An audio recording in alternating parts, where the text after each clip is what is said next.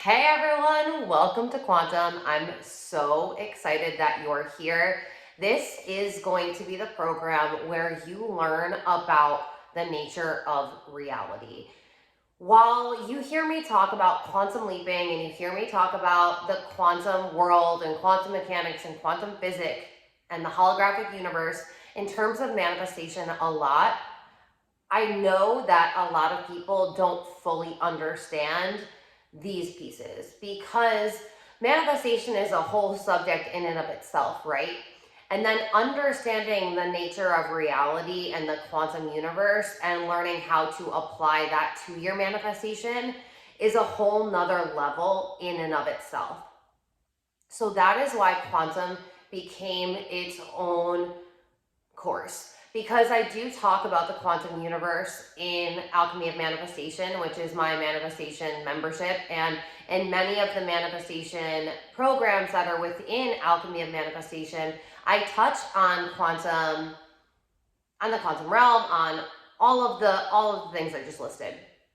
But I find that a lot of people are still lacking clarity and understanding the science behind the quantum universe, so that way they can apply it to their manifestations and start quantum leaping in their manifestations. So this program is actually going to be, I feel like, a lot different than a lot of my programs, because in order for me to help you quantum leap into your desired reality, I have to lay a lot of foundations of scientific information and then spiritual concepts for you to actually be able to master this. And what I have found through my experience is if you're approaching manifestation from just a spiritual point of view, you're limiting yourself. And if you're approaching it from a scientific point of view, you're limiting yourself. One thing that I've always known was that science and spirituality are not separate like we are taught. They're only separate because we have separated them. But they are interwoven, just like in quantum entanglement, which we're going to talk about. You can't actually separate science from spirituality. You can just look at it from different layers and different lenses, but you'll see that there are a lot of unanswered questions actually in science that spirituality backs up. And what's so interesting is the old science, Newtonian science, I'm going to refer to it as the old science in this, is really supporting the fact that science and spirituality are so separate. But when we get into the new science, the quantum realm, the quantum model, we see that the quantum model actually supports what mystics and what mystical teachings and what spiritual teachings have been teaching from basically the beginning of our existence. So I think that this is such a beautiful time to be alive because we're finally marrying science and spirituality. And that's what this program is going to do. But the reason why this is so different than my other programs, because we do talk about a lot of scientific principles when we talk about the brain and when we talk about mindset. I explain to you how the unconscious mind works. I really like to play in the mental realm, in the psychological realm, in the spiritual realm, in the energetic realm. And I am never trying to cut off topics. I'm putting them together.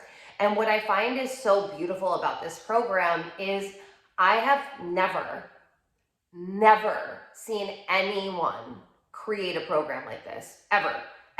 There are so many manifestation coaches out there. There are so many manifestation teachers. There's so many manifestation programs, and no one talks about the holographic universe or the quantum world and quantum mechanics and quantum physics like I'm going to talk to you about it today. And the reason why this is such a different program is because in order for me to lay this groundwork for you to be able to quantum leap, I need to explain to you very, very deep scientific topics.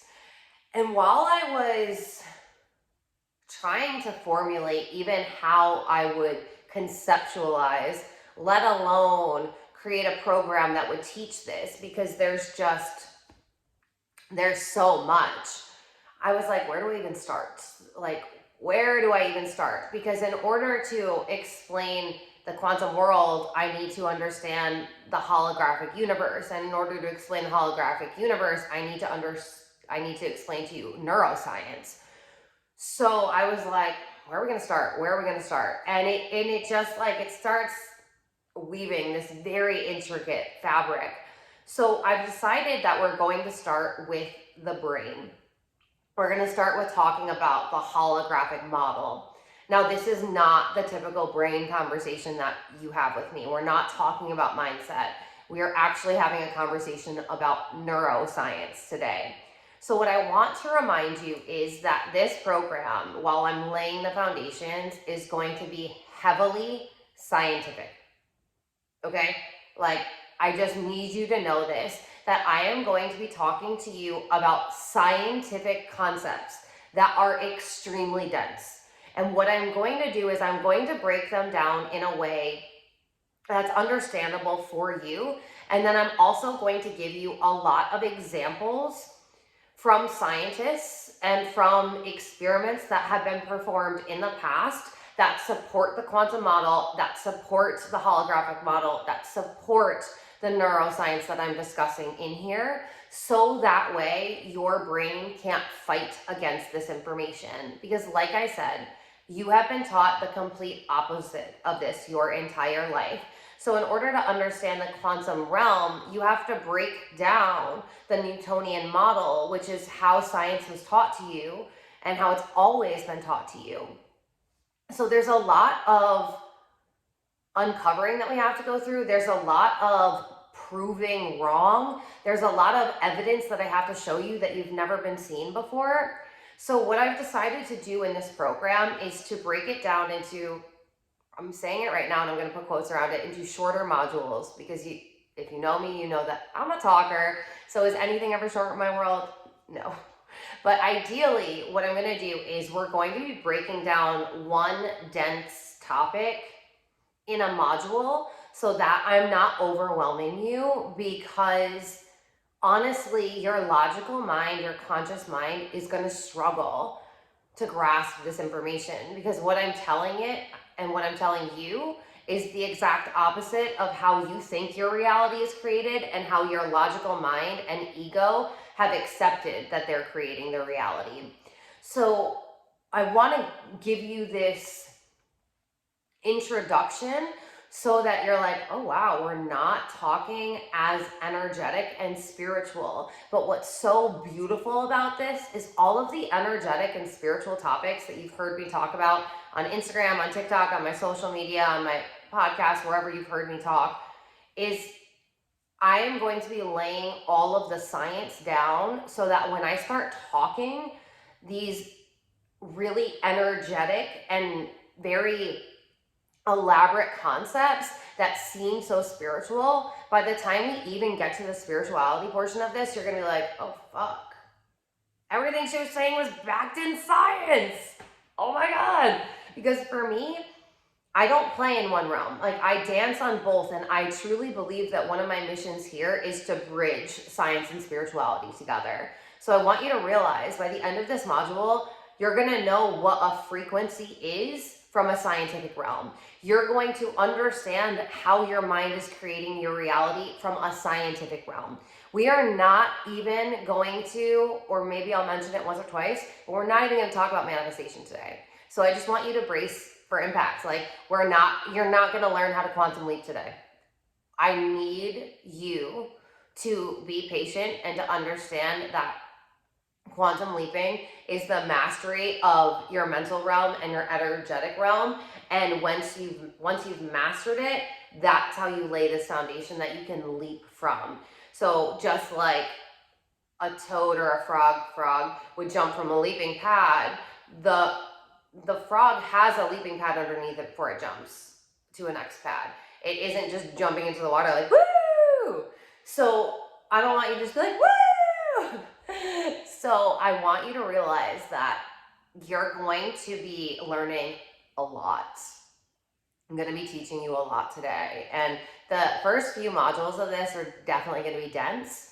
But when you sit with this, when you understand these concepts that I'm teaching you about, everything's going to change for you. literally everything is going to change. So, one thing I do want to explain before we start getting into today's conversation is I want to explain that Newtonian physics, Newton, Isaac Newton, the law of gravity, and everything that we learned in science class and while you were growing up, even if you went to college, right? It was all based typically in Newtonian physics, which was studying matter and how matter works in the universe. So the idea was that it was studying the physical nature of how the universe works, but it's studying it through a material lens. So the notion is that everything is matter, everything is material. So therefore, we can break down how the material matter is moving in physics, and then we can understand how the nature of reality works. So while this is a beautiful model, and while there is so much valuable insight to be gained about the material world through this lens, the way that I like to explain it is like the Newtonian world and old science that aligns with Newtonian physics was basically like studying the image and everything that's within a mirror without considering the fact that it was all in the mirror. So that's how the quantum realm works. So while the Newtonian world is studying matter, the quantum realm is studying energetics.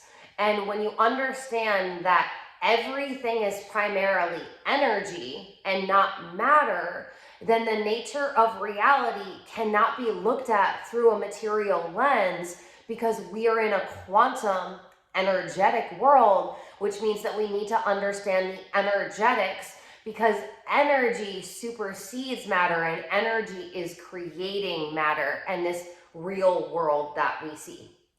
Now, I understand that even those 2 minutes of me talking, your brain is like, what? What? I'm sorry, what? And that is why these modules are going to be shorter. And that is why I'm going to be doing my best to break down these very dense topics in a way that you can actually understand, and you don't feel like that emoji with its head blowing up because you're like, this is too much for me. I've literally been studying all of these concepts since I was 16 years old. That's almost 2 decades. So it was like, how can I put all of this information that I've learned in almost 2 decades and make it so I'm not overwhelming them with all of this science, and I'm also not completely losing them because I'm going so energetic and so spiritual. So even for me to create this, like, it was like a whole mind fuck in and of itself. So I want you to just bear with yourself and give yourself grace while you're learning this. You have lifetime access to this. So you can replay these modules as much as you need to. You can come back to them. I highly, highly, highly recommend it, because your subconscious mind learns through repetition. And if you are repeatedly learning how the nature of reality works, you're going to start grasping it, whether you realize on a conscious level or not, because as we are about to talk about with our brains, they are fucking crazy things. So I feel like those are my announcements.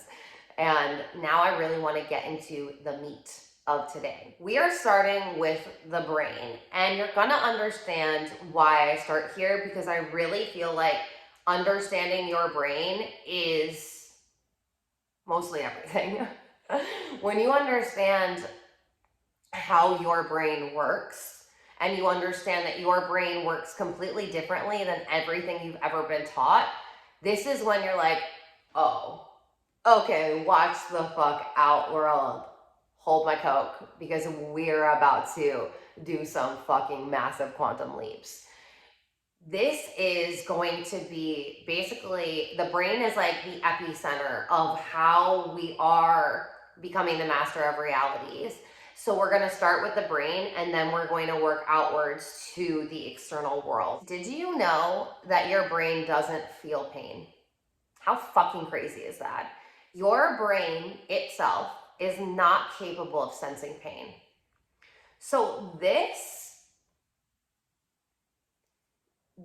understanding truly revolutionized how we understood neuroscience, how we understand humans, how we understand the world. Here's the thing, right? As above, so below. So when we understand how we work as humans, we also are understanding how the universe works, right? So this is why people can be operated on and they can have brain surgery while they're consciously awake. The brain itself doesn't feel any pain. It's only the body that feels pain. Crazy, right? So the scalp and the skull can feel pain. But if there is a localized anesthetic, which means you put an anesthetic into the scalp right there and into the skull, then you can perform surgery, and this is how neurosurgery is performed, while the person is awake, because the brain isn't feeling any pain and it's not feeling anything while the surgery is happening. That alone should send your mind into so many spirals of like, wait, what? Wait, what? And this is what it did for scientists back in the day. They were like, wait, what? I'm sorry, what? Because when we understand that the brain can't feel pain, then we start to question, how is our brain actually created? Like, how is our brain working? What is the functionality of our mind? What are the parts and what are their purposes and what are their roles? That there were specific sections of the brain that had specific processes that they performed, and it was localized. So you're going to hear me use the term localized a lot. You're going to hear the term localized a lot and non-localized a lot in quantum, in anything quantum, because you have to understand this. Localization means something exists in one place. Non-localized means it's spread out. There is no one place where it exists. What do I mean by this? We're going to break it into an understandable concept. So when we look at memories, it was always believed that your memories were stored in a specific section of your mind. And it was basically like you have a memory, a library of memories, think about it, and you could just take a book off the shelf when you wanted to recall this memory, and you're like, okay, got it. Grab that book off the shelf, I remembered it, and then it just gets stored back into the library. It goes back to its place on the shelf, right? That's a really pretty image. Like, our brain loves that because it's like, ooh, a library. Like, my brain goes like Beauty and the Beast library, where it's like big and epic and gorgeous. Anyway, but it's like, your brain loves it because it can make an image of that. It's very simple. It's like, yeah, okay, got it, good, let's go. And your conscious mind loves shit like that. It loves when it can easily just put something in a place and then be like, okay, bye. But what we have learned is that is not the case. Memories aren't stored in a specific place. They don't have a spot on the bookshelf, a metaphorical bookshelf in your mind. That isn't how it exists at all. And what we have actually found is that memories are distributed throughout the mind. So throughout your brain, memories are just distributed throughout it. So then your next logical question should be, how? How are they distributed throughout the brain? Like, how? There were researchers back in the day who actually were trying to prove this, and they were doing studies on rats, and they would have the rats go through this maze that they had memorized, and then they would slowly start removing parts of their brain. And yes, as someone who does not eat meat, who does not use cruelty, who has used only cruelty-free makeup for 10 years now, all of the examples that I'm going to give you absolutely break my heart because they're all on animal testing. But these are all scientific studies that were done before even the 1960s. So you need to understand that. And I didn't purposely choose all of these examples to be on animals. It's just that science back in the day was not as advanced, and that's how they had to perform scientific studies. They just did them through rats and other animals. So you're going to hear me talk about this, and yes, it does break my heart, but I'm not going to go into too much detail. I don't think we need to get into too much detail, and I'm not trying to bore you. I just want you to understand how they came to this understanding and that there is actual scientific proof that this is why. So they would remove sections of the mice's brain, and while the mobility of the mice was affected a little bit, the memory portion of them being able to get through these mazes was not affected. So what this shows is that memory isn't stored in one place. It's stored in all places of the mind, distributed. Because if a section of the brain contained all of the memories, and if that section was taken away, the mice wouldn't have been able to follow that maze any longer. And that wasn't the case. They could all follow the maze still. They still understood it. So it was like, there's got to be something more here. So then the question is, okay, if they're distributed throughout the brain, like what does that even look like? How does that happen? And the only explanation for memories being displaced throughout the brain without having a single locality, without existing in one place, they're existing in all of the places at once. The only thing that explains that is holography. So, in order for me to go further, for you to understand, you need to understand what holography is. I'm sure you have seen a hologram before. I'm sure you've watched a holographic movie. You've put on the holographic glasses. So you know what a hologram is, right?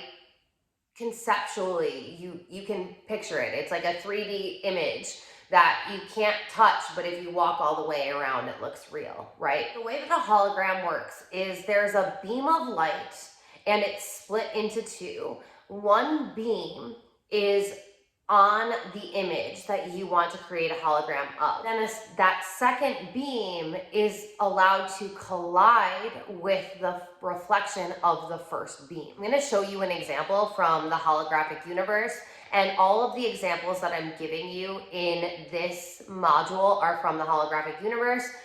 This is a very, very dense read, but if you do want to read it further, then I recommend reading it. Absolutely. This is the book by Michael Talbot. Very, very dense scientific book though. Very, very dense, just letting you know. But this is basically how a hologram works, just so you can see it.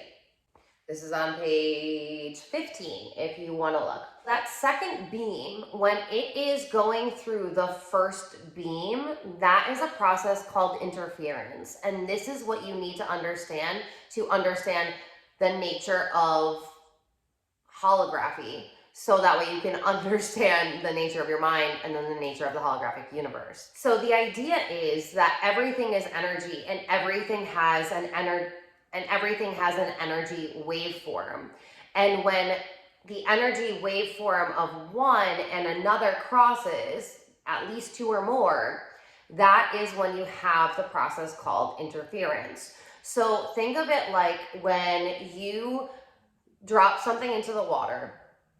Say you're at a fountain and it's a wishing well, and you drop a penny into the water right here. There will be a ripple that will go out in circular forms. You know what a ripple looks like, right? In water. If you drop a second penny right next to that first penny, while the concentric waves are occurring, the ripples are going through the water, then this is now going to have another concentric wave that it's sending out. So the ripples of these two pennies in the water are going to be creating waves in the water, ripples that are going into one another.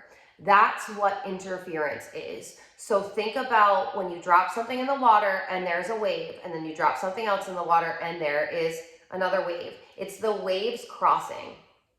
That's what interference means. So if memories were localized, then they would exist in one place, and if that section of the brain was removed, all of the memories would be gone. But we have proven that that's not the case. So what that means is the memories are distributed throughout the brain in a process like interference. So we have these waves in the brain and they're going throughout our brain. Now, actually, a lot of our mind can be explained through the holographic model, especially when it comes to memories. So when we talk about being able to forget information and then being able to retain information, the holographic model supports this as well. It also supports how we're able to retain so much information in our mind. Because if you've heard me say before, your subconscious mind is always listening and always taking in the information. So it's like, where is all this information getting stored, right? Our minds aren't that big, yet they're able to retain all of the information from every experience we've ever had. That's a lot, right? So when there's two lasers and in the holographic model and they're pointed at something at a specific angle, they encode information. When the light is shined on that same exact angle, then we are able to recall the information. But if we do not shine the light at the same angle that the information was retained, aka the memory was stored, then we won't be able to recall it, aka we forget the information.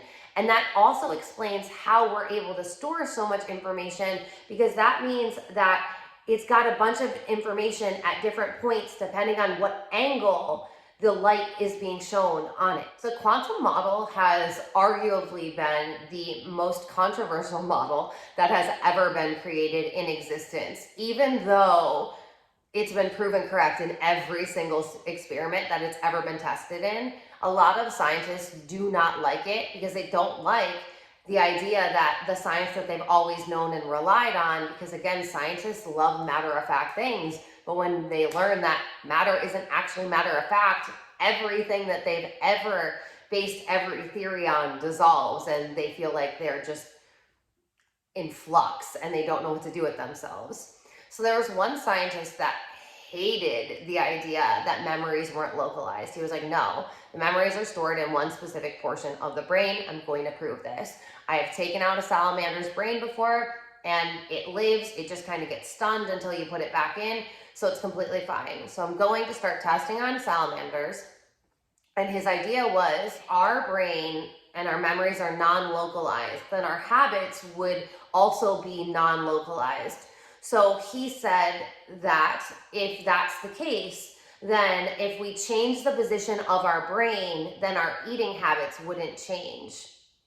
And if our eating habits don't change when we change the position of a brain, that supports the quantum model. That supports non-localized theory. If he changes the position of a brain and that changes the eating habits, that would disprove the localization theory or the non-localized theory of the mind. He started with salamanders and then was so upset because it was proven correct that he did over 700 different experiments where he removed the brain of the test subject and he would flip it upside down. He would put it in different positions. And without fail, every single time, the animal would be stunned while the brain was removed.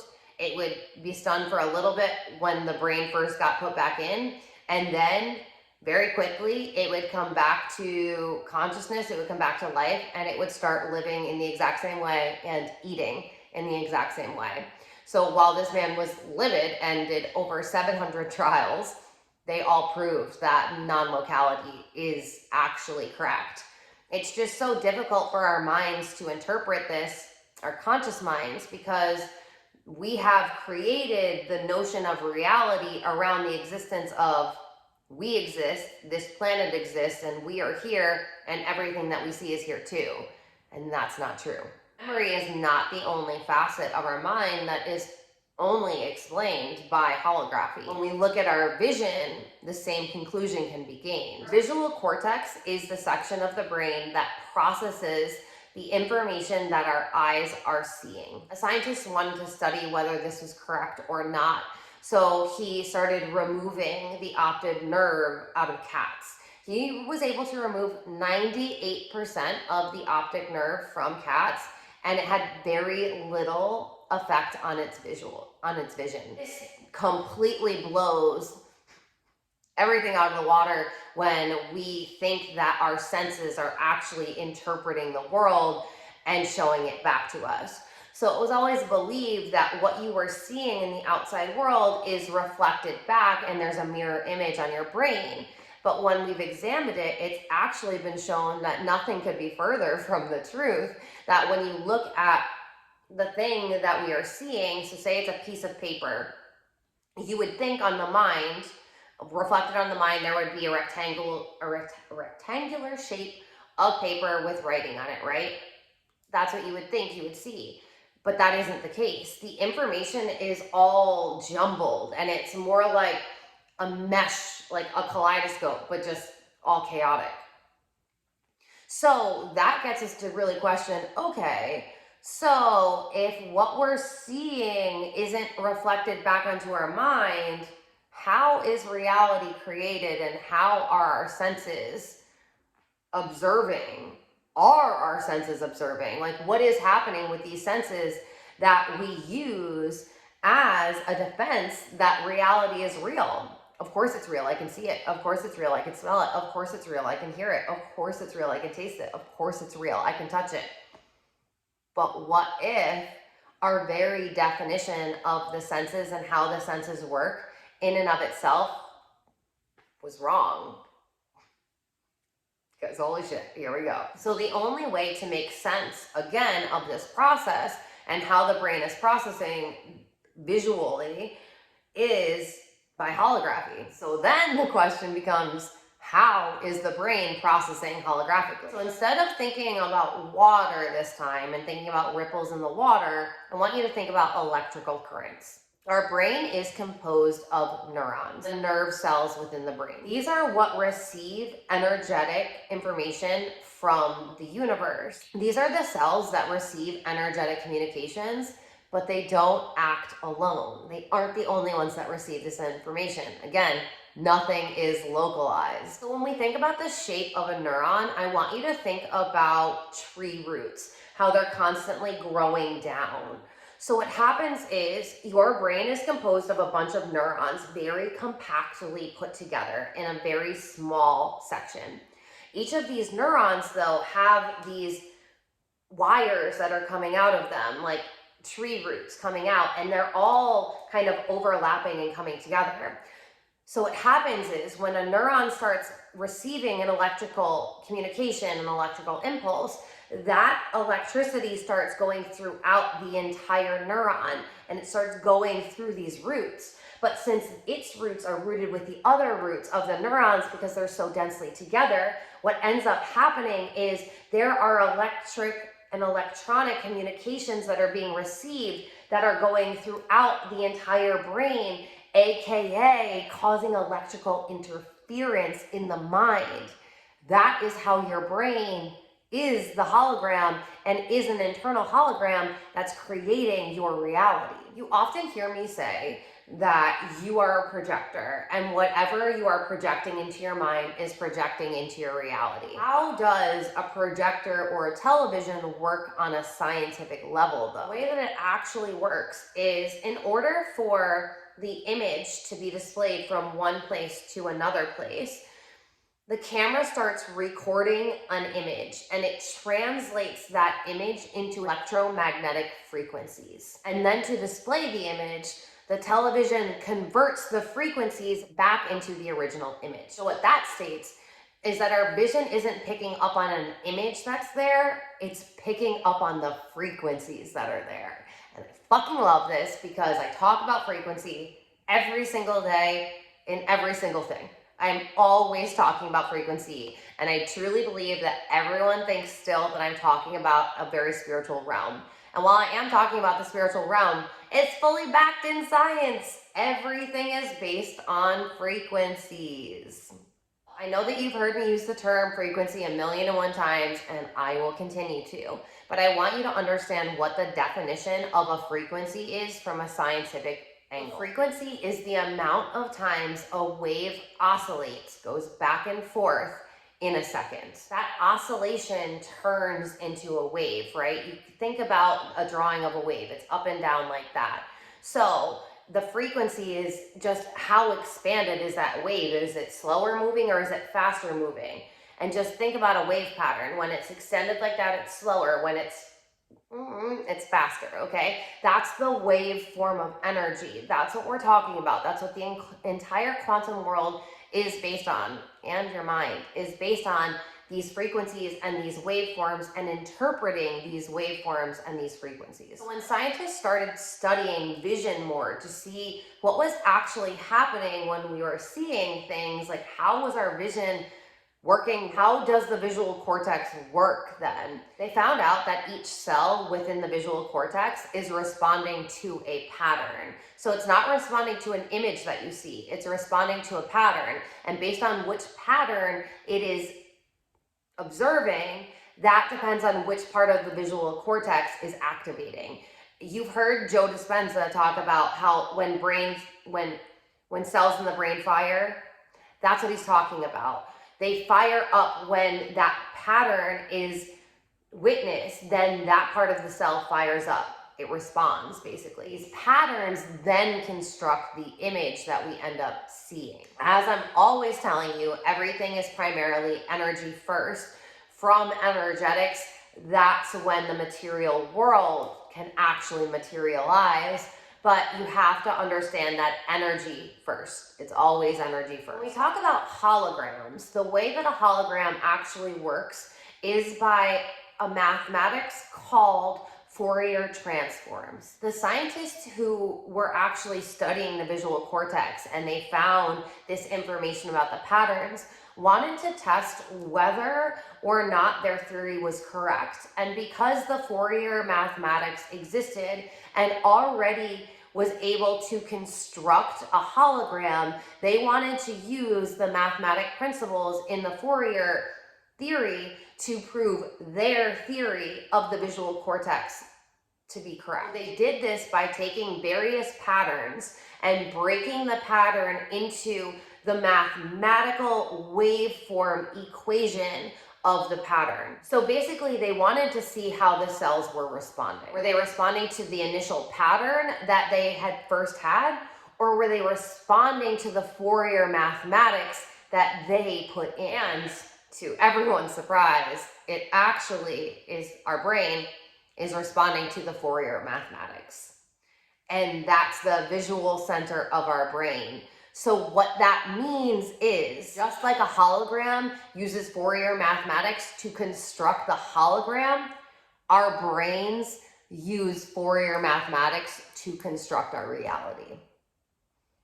Like, are you kidding me? And what that means in more layman's terms is that the brain isn't responding to the image, the pattern, to the thing it's seeing. It's responding to the frequency that it's observing. So basically, the Fourier mathematics was a way of converting any pattern, no matter how complex it was, into mathematics that would turn it into the language of waveform.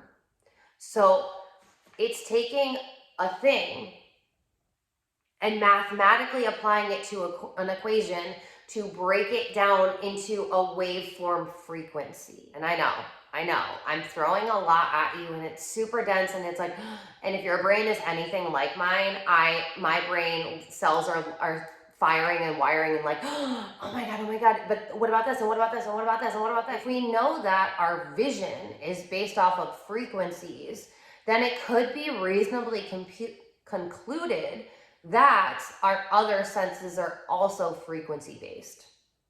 And they are. Our ears analyze the sound frequencies we hear. Our nose creates smell based off of osmic frequencies. Our skin also responds to frequencies that result in touch and feeling. Taste can be based off of frequency as well. So this is so fucking wild, because I'm always telling you that everything is frequency.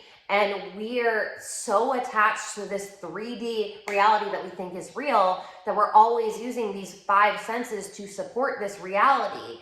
But what if our 5 senses aren't as we know them to be? then it can be argued that they cannot actually support this real world that we live in because we don't understand them and we think that they're interpreting real information when in fact they're always interpreting frequencies, aka energy. So even our senses are energetic in nature. They aren't physical in nature. They aren't material in nature. And how fucking revolutionary is that? So now this one, are you even ready? Because this one is just fucking insane. So then it was like, okay, if our senses are based off of frequencies and everything is energy, then what about our physical movements? How do our physical movements play into this? And this is just fucking wild. So what they did was they put a bunch of dancers in these black leotards and they put white dots on them in places like their elbows and their knees, places where they would see movement occurring, right? Like easy places, hands, wherever. So they had all of these white spots on them and then they recorded them and on a film and they witnessed how they moved. And basically what they did was they took all of the white dots and they interpreted those white dots and they put them into the Fourier mathematic equation. And are you sitting down? Because this is fucking insane, like truly fucking insane. But so they took the movements of the dancers and they interpret them into the Fourier mathematics, which turns an image into waveforms. And do you know what they were able to do? Do you know what they were able to do? They were able to predict the dancer's next movement to a fraction of an inch. Everything we know is a lie. What that is saying is that your brain is breaking down physical movements in the form of frequency and it's storing those movements as frequency within the mind. What? Basically, the Fourier mathematics can allow you to take things and put them into waveform so that way you can study the energetic principles of the thing. We, and Newtonian physics, has always been teaching us to be looking at the thing and studying the thing. But it's like the whole chicken and the egg scenario, except that one, there's still an argument. Not here, not anymore. This is not a chicken or the egg, like where did it start scenario. This is a energy. It started with energy, it ends with energy. It's always energy. Always. Nothing is local. This leads us to the very deep existential, scientific, and metaphysical question of the nature of reality. If the mind is a hologram, then what is it a hologram of? Now, this is a very, very deep topic in and of itself, and that is why this is going to be module 2. But I needed to get you here through understanding how your brain and your internal world is actually working and how it's processing your external world. So that way we can have the conversation about the nature of reality and you're not constantly like, but what do you mean it's not real? I can feel that table. I can feel me. What do you mean I'm not real? What do you mean that computer's not real? What do you mean this camera's not real? What do you mean? Yes, it is.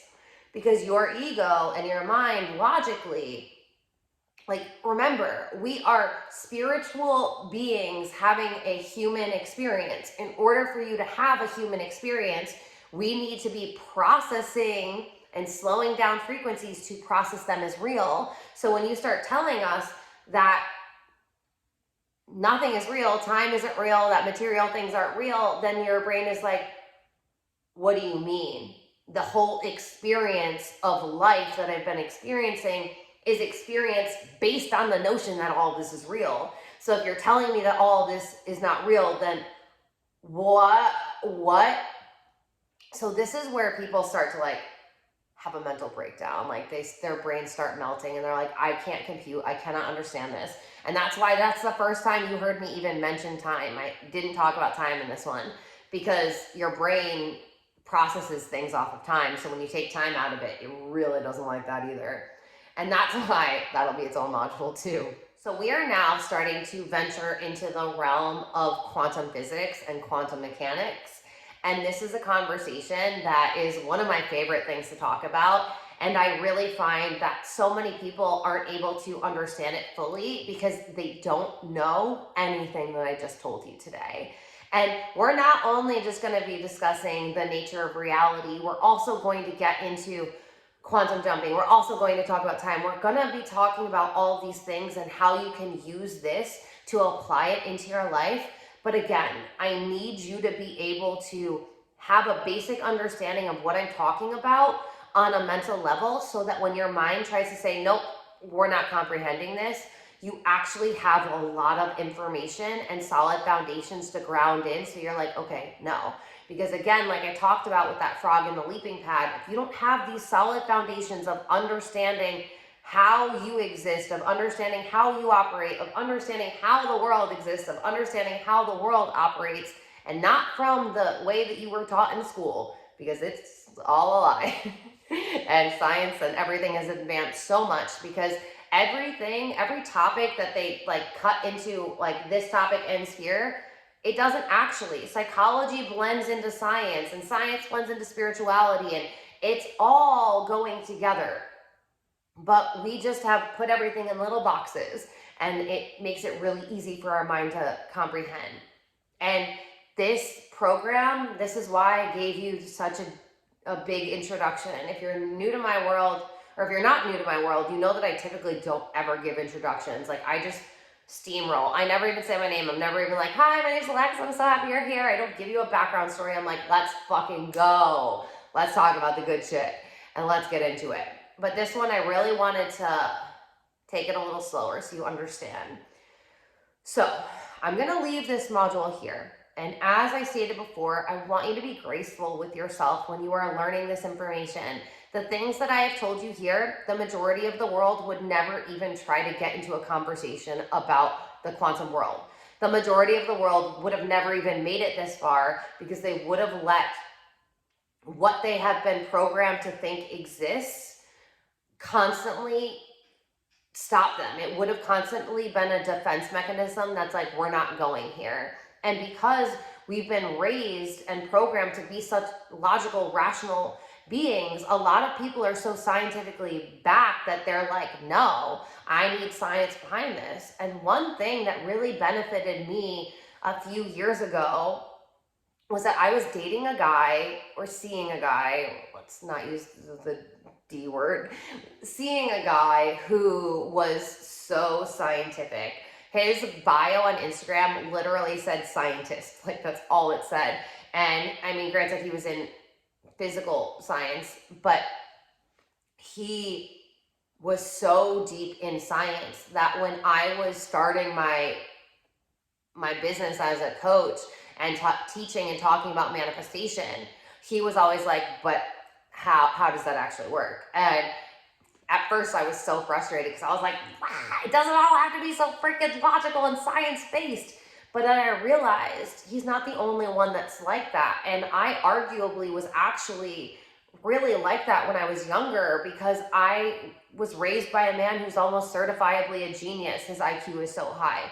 I was raised to be very intellectual. I was raised to question things and to be a critical thinker, but it was primarily on like science and things that we knew existed.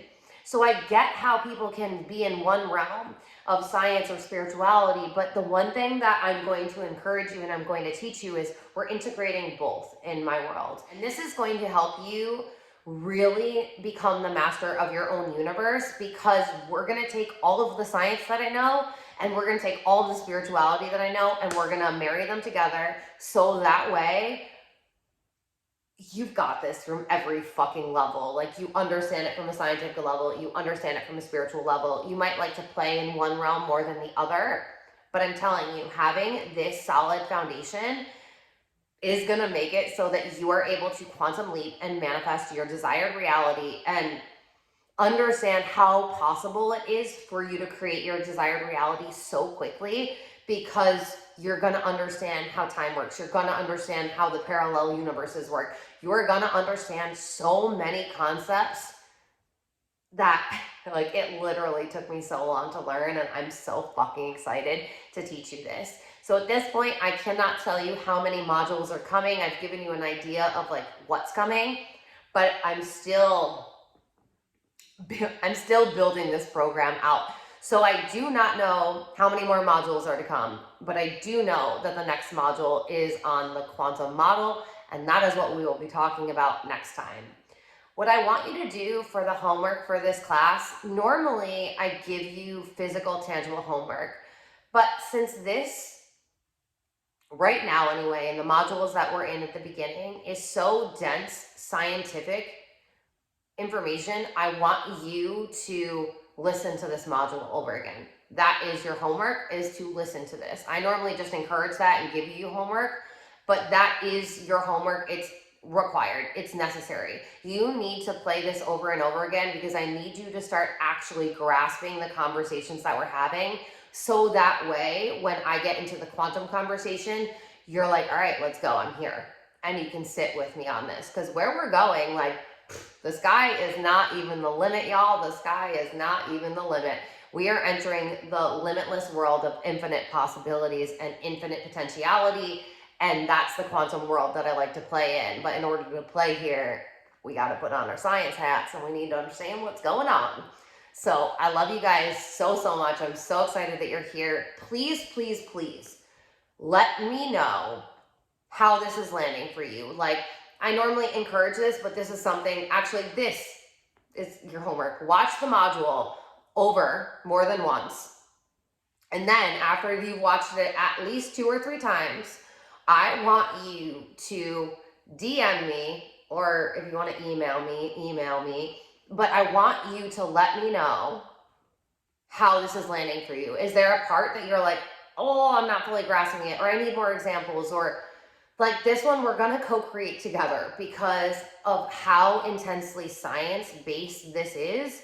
I want you to let me know if you need me to explain it in a different way, so that way I can add to this.